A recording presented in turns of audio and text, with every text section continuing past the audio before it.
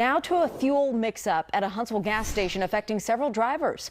WAFF 48's Noah Cowell spoke to drivers who say their car broke down after they thought they were buying premium fuel, but instead it was really diesel.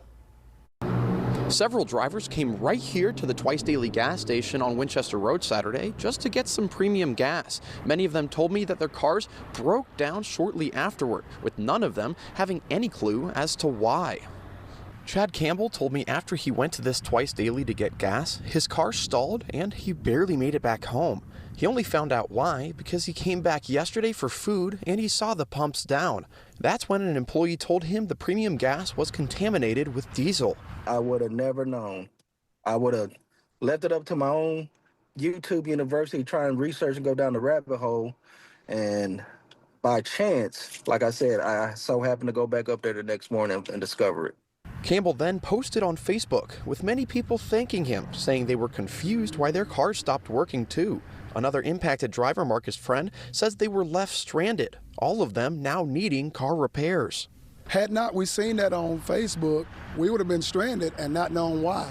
That might have been a lot of days and a lot of money later, but just want to get the word out that if you got gas that wasn't gas, that was actually diesel, then you might want to go up there and get it rectified.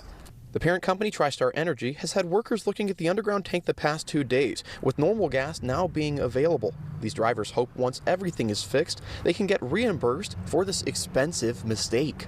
This shouldn't be on us. It wasn't our fault, had nothing to do with us other than going to get gas. And so we're hoping that the gas company will do what they're supposed to do and take care of this. These drivers worry that even if they do get fully reimbursed, this crucial error may have long-term effects on their vehicles. Now, I reached out to the TriStar Energy company for any comment on the situation, but I haven't heard back just yet. Reporting in Huntsville, Noah Cowell, 48 News, on your side.